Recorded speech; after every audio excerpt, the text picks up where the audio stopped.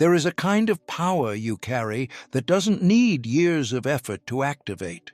It doesn't require a change in your environment, your income, or your circumstances. It lives in you, hidden, quiet, often ignored. But it's real. And once you access it, even for just 7 minutes, your entire energetic field begins to change. Not metaphorically, not eventually, but instantly.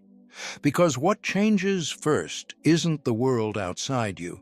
It's the frequency you're broadcasting to it. And when that frequency shifts, the mirror of reality has no choice but to adjust. We've been trained to believe that transformation is complicated, that healing takes time, that manifestation requires struggle. But Joseph Murphy's work tells another story, a forgotten truth, that the subconscious responds not to time, but to intensity, to emotional clarity, to brief moments of complete presence where you feel the outcome as if it already exists. 7 minutes of that kind of vibration can outperform weeks of scattered effort, because in those minutes, you're no longer asking reality to change. You're becoming the version of you that commands it. You don't need rituals, tools, or techniques to activate this. You only need awareness, the kind that turns inward, not to fix anything, but to remember. To remember who you are beyond your name, your story, your current situation. For 7 minutes, you drop the facade. You step into the field, not as a seeker, but as a presence. And presence is magnetic. Presence is healing. Presence is the frequency where reality begins to respond in real time. The reason this works isn't mystical, it's mechanical. Your vibration is the instruction your subconscious sends into the quantum field. Most of the time, that instruction is noisy, filled with doubt, contradiction, and unconscious programming.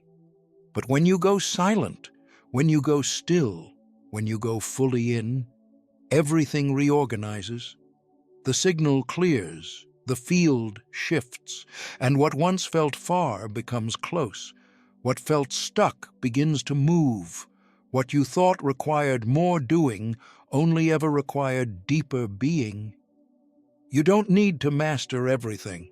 You just need to remember how to access the switch. And sometimes 7 minutes is all it takes. Most people live their lives trying to improve, trying to heal, trying to attract something better. And while the effort feels noble, it often becomes a cycle, one where the finish line keeps moving, and the result always seems just out of reach. That's because the universe isn't responding to your effort, it's responding to your alignment. You can do everything right on the outside, but if your inner world is still vibrating in lack, doubt, or resistance, you're not moving closer. You're standing still, broadcasting the same signal, expecting a new result. This is where many get frustrated. They say the affirmations, visualize the goals, do the meditations, but underneath it all, the subconscious remains unchanged, and the subconscious is where your real vibration lives. Joseph Murphy taught that the subconscious is not swayed by effort. It's programmed by feeling, by repetition, by what you accept as truth when you're not trying to perform. That means alignment isn't about doing more. It's about tuning into a deeper truth, a stillness, a certainty. A version of you that already knows it is worthy, already whole, already connected to the reality you seek. Effort says, maybe if I try hard enough, I'll deserve it. Alignment says, it's already mine. I'm just now allowing it in. That's the difference in frequency.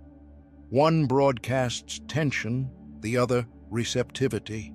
One keeps you in the vibration of pursuit, the other places you in the vibration of fulfillment. And fulfillment is what the universe mirrors, not need. You don't have to stop taking action, you just have to stop using action to compensate for a lack of alignment. When your actions come from coherence instead of fear, from certainty instead of control, they land with power. They ripple through the field. They connect to outcomes that already match the frequency you've stabilized. You're no longer pushing energy uphill. You're becoming the current it flows through. So the next time you feel like nothing is happening, ask yourself, am I aligned or just busy? Because the universe isn't holding anything back. It's waiting for your signal to match the reality you say you want. And once it does, the delay ends. Silence is not emptiness. It's not passive. It's not a void. It's a frequency. And when you enter it fully, something ancient awakens. In a world addicted to noise, to thinking, to doing, silence becomes one of the most radical tools of transformation. It's the space where your mental programs lose their grip, where the constant loop of thoughts begins to dissolve, and where your true vibration, the one beneath the stories, starts to rise. Not because you're forcing anything, but because in silence, nothing is in the way. We've been taught to look outward for results, but silence turns you inward, to the source of all creation. In those 7 minutes of stillness, when you stop chasing answers and stop managing your thoughts, you open a channel, not to escape the world, but to access the deeper field that holds all versions of you, not just the one struggling. Joseph Murphy spoke of this space often, the fertile ground where the subconscious listens, unguarded, open, receptive. And it listens best in silence. Because in silence, you're not speaking at it. You're impressing it with presence. The conscious mind is loud. It wants control, it wants logic, it wants to solve, but it's the subconscious that actually manifests. And silence bypasses the noise, giving direct access to the creative engine behind your life. You begin to feel differently, and that feeling, stabilized over even a few minutes, begins shifting your electromagnetic field. Your breath slows, your body softens, and suddenly the frequency of lack or fear has nowhere to attach. Because you've exited the noise that was feeding it.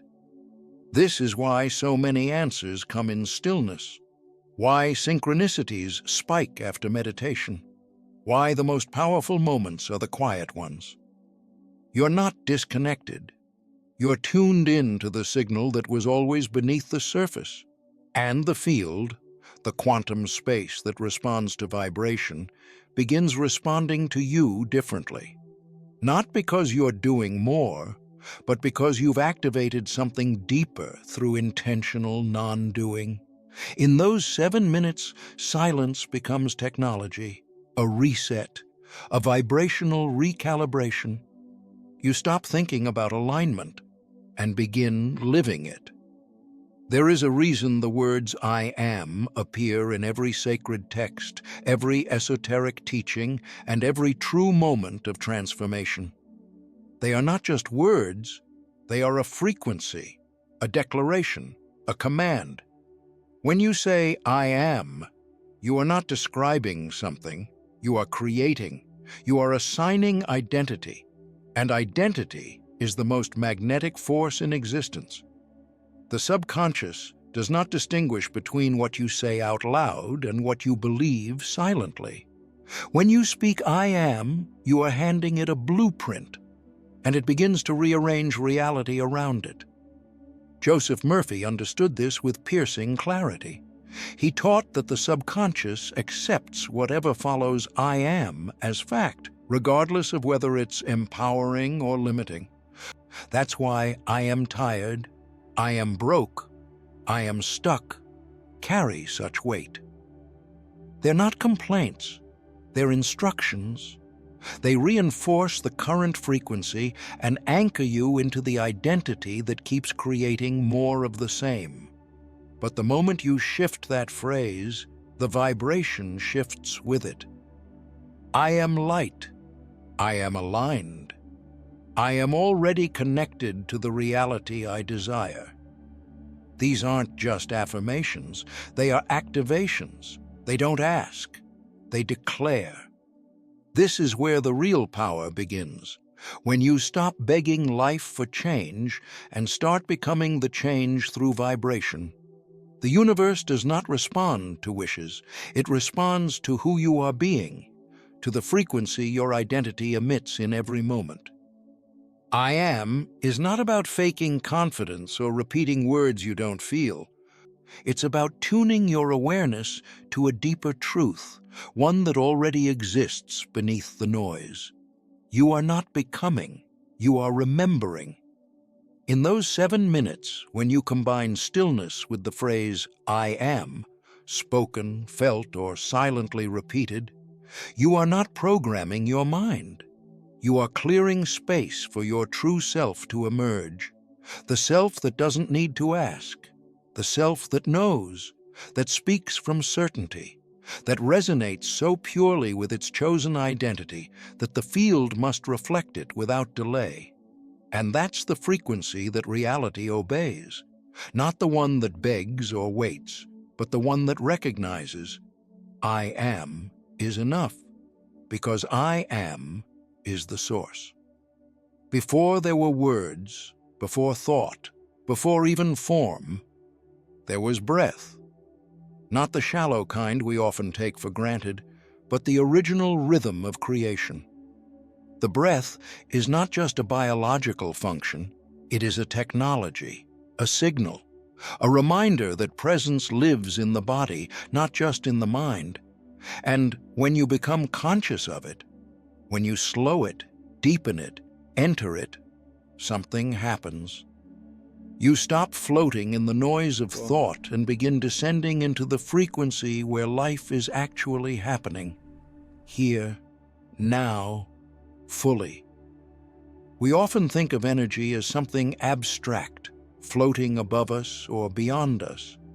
But your body is where energy is processed. It's where vibration is stabilized, and your breath is the key to anchoring that energy into form. Joseph Murphy often reminded us that the body is not separate from the spiritual process. It is the expression of it. When you breathe with awareness, you're not just calming your system, you're recalibrating your field. You're telling the subconscious, we are safe, we are ready, we are here. And only from here can anything real be created. The breath has no past. It doesn't carry memory. It doesn't fear the future. It brings you into the only space where your vibration can shift, the present. 7 minutes of conscious breathing, especially after engaging stillness and the I am identity, is not relaxation. It's realignment. It grounds the energy. It instructs your cells. It clears the static. It becomes the bridge between the invisible intention and the visible reality that follows. This is why so much of ancient wisdom revolves around the breath. Not because it's mystical, but because it's mechanical. When you breathe fully, you open the body's channels. You shift your nervous system from survival to reception. You move from reaction to creation. And most importantly, you stop leaving your body behind while chasing a higher frequency. You realize your body is not an obstacle to the spiritual, it's the gateway. So in those 7 minutes, you're not just breathing, you're remembering, returning, realigning, and as the breath flows consciously, the vibration rises naturally, not by force, but by design. Imagination is not fantasy, it's not escape, it's instruction. Every image you hold, every scene you repeat inside you is a blueprint. And when that image is paired with emotion, not just seen but felt, it becomes a command. This is not daydreaming, this is vibrational coding. The subconscious doesn't care whether the event has happened physically. It only registers the emotional experience.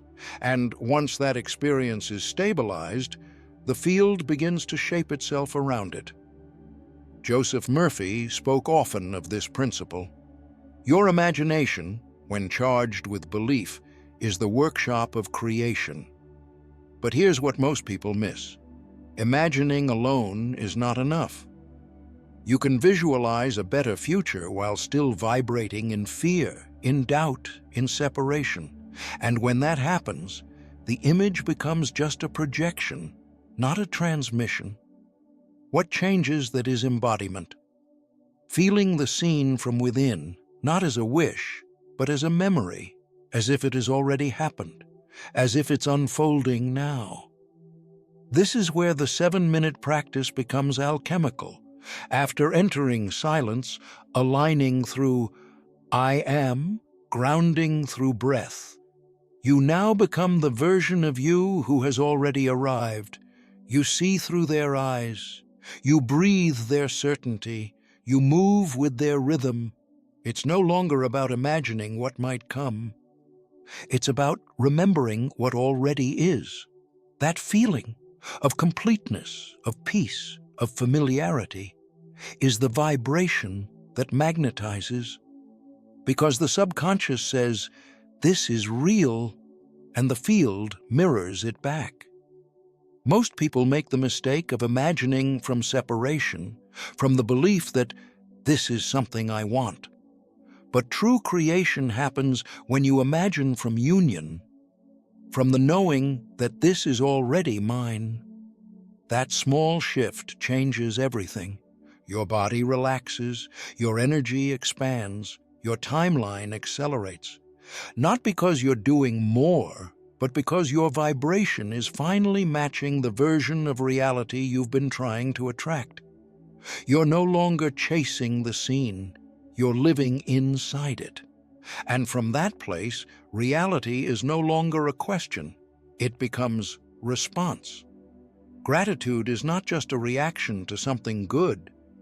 It's not the polite response to receiving what you asked for. In the metaphysical field, gratitude is something else entirely. It is a frequency, a signature of completion. When you feel gratitude before anything physical has changed, you're telling your subconscious and the universe that the manifestation is already done.